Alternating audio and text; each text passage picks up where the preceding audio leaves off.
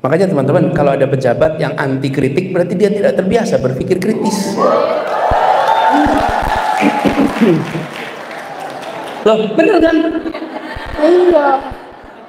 Jadi kalau kritis kemudian malah dikriminalisasi, repot itu. Jadi kalau terbiasa berpikir kritis, melihat kritik juga itu sebagai ini adalah cara untuk mengeksplor lebih jauh, betul tidak?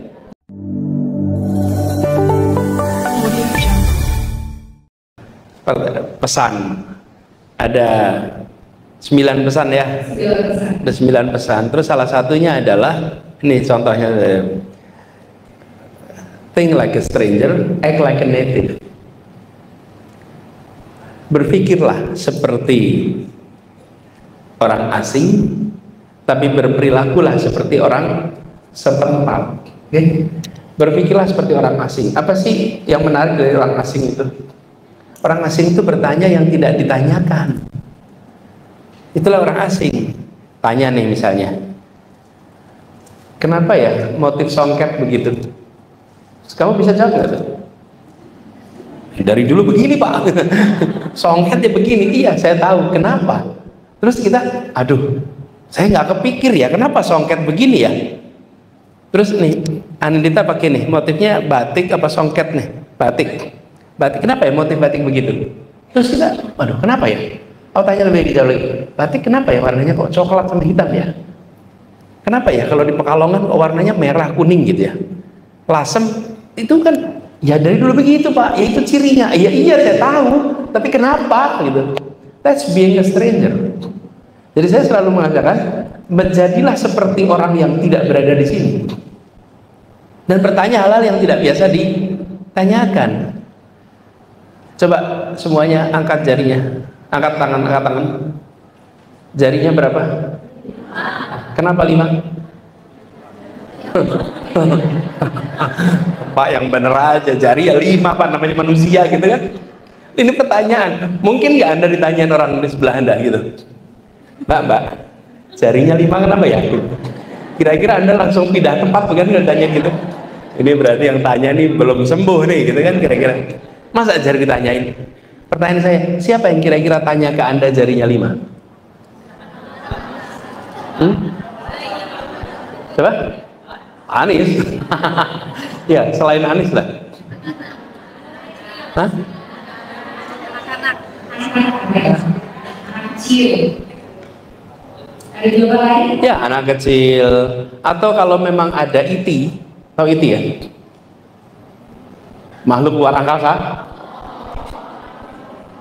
Kalau ada tuh gitu, dia datang ke bumi, dia pasti tanya, kenapa ya ada di sini ada hidung gitu? Kenapa ya 2 matanya? Kenapa? Kita itu udah nggak tanya lagi.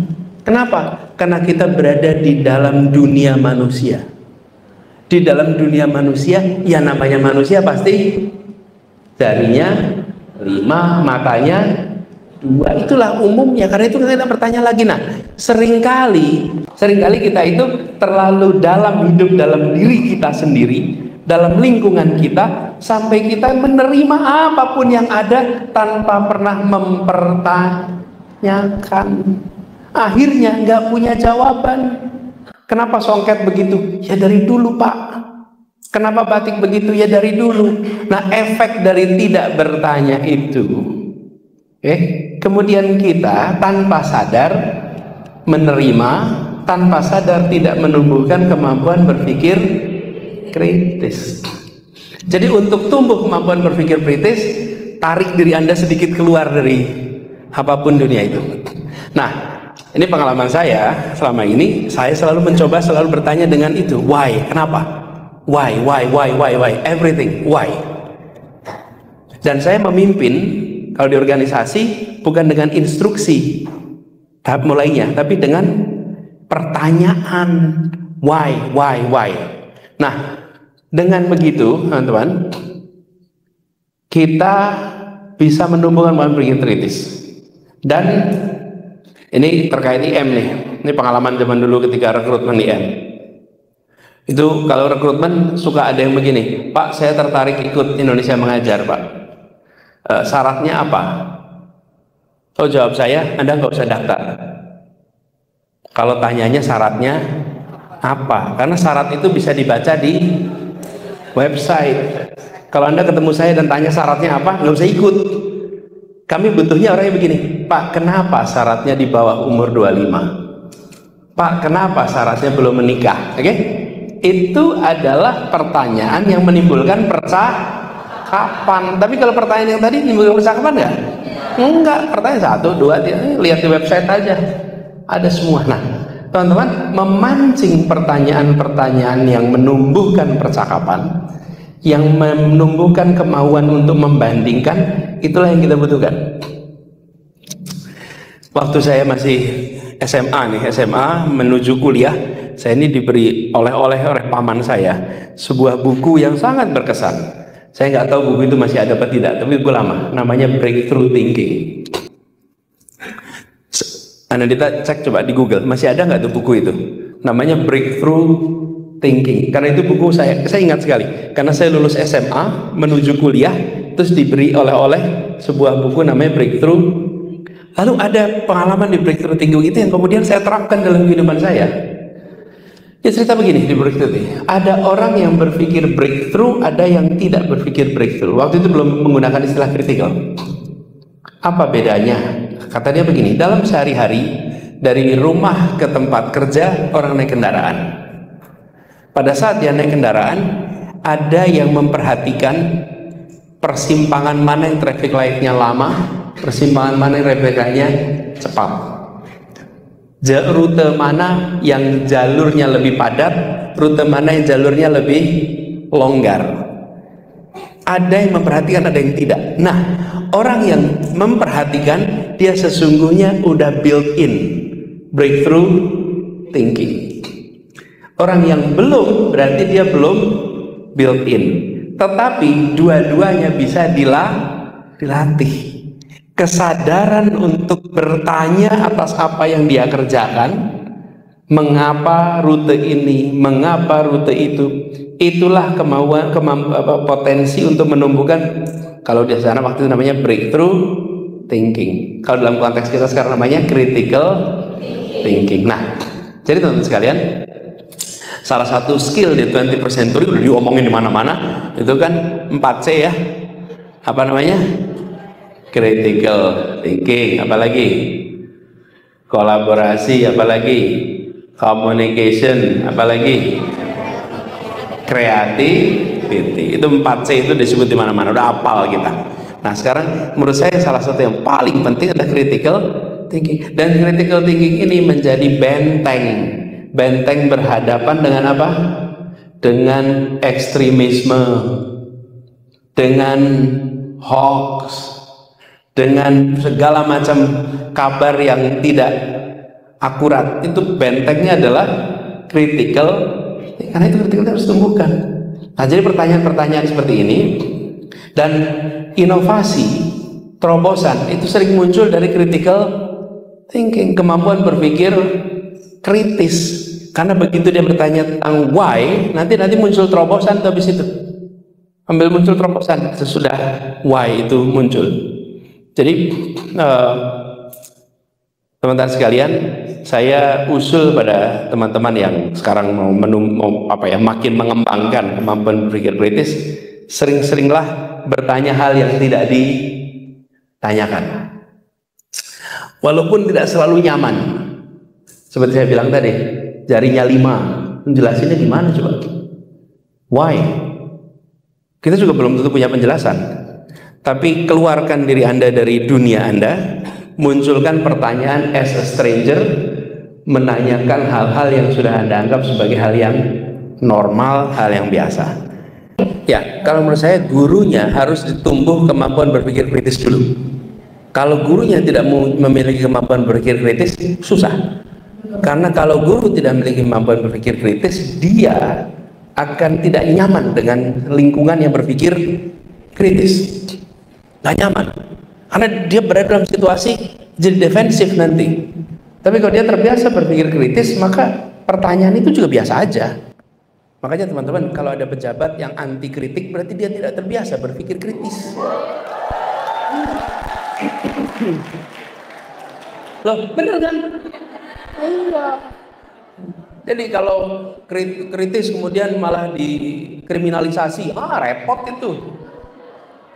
Jadi kalau terbiasa berpikir kritis, melihat kritik juga itu sebagai, ini adalah cara untuk mengeksplor lebih jauh, betul tidak?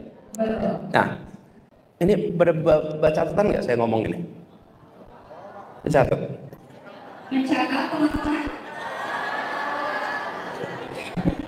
Oke. Apa yang dicatat? Apa yang ditulis di situ? Kasih mikrofon coba salah satu ngomong apa ya? Ini saya tadi nyatet dari direksi bertanya itu sama halnya dengan nggak bisa berpikir kritis. Laki-laki menyelamatkan komunitas laki-laki. Pertanyaan adalah yang kita butuhkan, sebuah pertanyaan dapat oleh buku berikut ini. Ini sampel aja ya. Dari sampel ini, teman-teman, yang banyak ditulis adalah yang dikatakan Anies. Betul ya? Oke. Lalu gunanya kamera ini untuk apa ya? Merekam di sini. Itu ada kamera merekam. Nanti ada Anda pegang itu tuh. Gunanya apa merekam itu? Untuk menangkap apa yang dikatakan Anies. Oke? Pertanyaan nih. Kenapa kita menggunakan kemampuan berpikir kita selama Anies bicara untuk menggantikan fungsi kamera? Kenapa kita gunakan itu? Kenapa? Kenapa tidak selama Anies bicara yang Anda tulis adalah pertanyaan untuk Anies, kritik untuk Anies, mereview apa yang Anies katakan. Bagian mencatat saya serahkan pada HP untuk mencatatnya. Bisa nggak? Itu critical thinking kira-kira. Nah, jadi udah soal Anies katakan apa saya rekam pakai HP. Nanti sampai rumah saya dengerin. Tapi selama Anies bicara saya tulis pertanyaan untuk Anies, kritik untuk yang dikatakan Anies. Selama proses diskusi Anda berpikir kritis dan Anda menantang otak Anda untuk kritis pada Anies selama proses. Tapi begitu kita menggunakan catatan ini untuk mencongak, menyalip apa yang Anies katakan, maka selama proses ini kemampuan berpikir kritis Anda tidak dibutuhkan. Benar nggak tuh? Teman-teman, itulah yang saya gunakan. Saya selama saya kuliah, saya bawa tape. Di Amerika ini saya bawa tape. Waktu itu belum ada HP.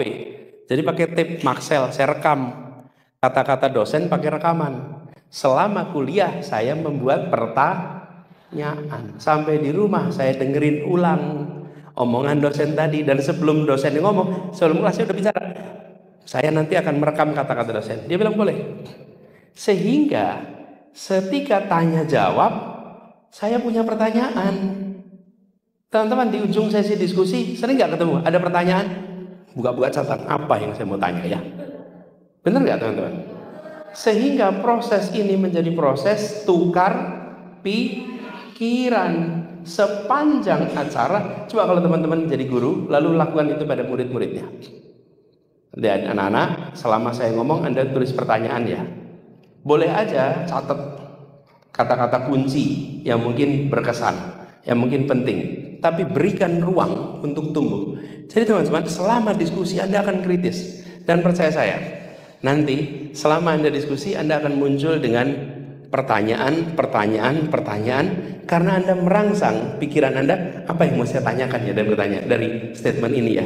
Statement ini. Nah, itu teman-teman membutuhkan juga guru yang mau berpikir kritis. Karena bayangin, Anda ngomong langsung selesai ngomong Anda ditanya kok gitu. Dengan pertanyaan-pertanyaan kritis. Betul nggak teman-teman? Maka suasananya menjadi learning process. Bukan sekedar transfer of knowledge, tapi ekosistem berpikir kritis. Ini guru di sini banyak ya? Banyak guru di sini. Oke, yang guru boleh acungkan tangan. Aduh, luar biasa. Selamat Hari Guru buat guru-guru kita. Bisa nggak guru diganti teknologi? Bener. Yakin? Serius? Guru nggak bisa ganti teknologi. Kenapa? Ada yang mau jawab? Oh, boleh. Yang guru, yang jawab yang guru. Baik Pak, saya akan menjawab sedikit. Kalau secara knowledge atau secara pengetahuan, mungkin bisa diganti secara teknologi. Tapi ketika kita berbicara tentang individu, etika, dan attitude, maka seorang guru tidak bisa diganti dengan sebuah teknologi. Karena pada dasarnya seorang guru memberikan bukan hanya tentang pendidikan, bukan hanya tentang materi, bukan hanya tentang knowledge, tapi berkaitan dengan attitude, etika, dan sopan santun untuk ke depan. Menurut saya, guru itu tidak akan pernah bisa digantikan dengan apapun. Karena pada dasarnya guru itu adalah seorang manusia. Dan manusia harus dan hendaknya memanusiakan manusia. Jadi kalau misalkan diganti dengan teknologi, tidak akan mungkin teknologi memanusiakan manusia. Walaupun memang pada kenyataannya, teknologi memang memberikan sebuah dampak pengaruh bagi kehidupan kita dan mendukung pastinya. Tapi untuk memberikan sebuah dampak manusia, karena yang diberikan ini, yang kita ajarkan, yang kita berikan itu adalah seorang manusia gitu, yang nantinya itu akan berkehidupan berkelanjutan, kehidupan yang berkelanjutan nantinya. Jadi otomatis inilah fungsi guru sebagai manusia dan memanusiakan seorang manusia. Terima kasih. Boleh nggak pertanyaan saya tadi dikritik? Boleh kan? Saya mau kritik sendiri pertanyaan saya tadi nih. Pertanyaan diubah. Nih kalau pertanyaan saya ubah jadi gini. Guru macam apa yang tidak bisa digantikan teknologi? Lalu pertanyaan berikutnya, guru macam apa yang bisa digantikan teknologi? Kebayang? Nah, ketika pertanyaan begitu, maka kita ketemu juga jawaban, bukan? Guru macam apa yang bisa digantikan teknologi? Ngajarnya repetitif, materialnya recycle terus, bener nggak? Ngajarnya mekanistik, tidak inspiratif, tidak mencerahkan, tidak dialogis, betul tidak?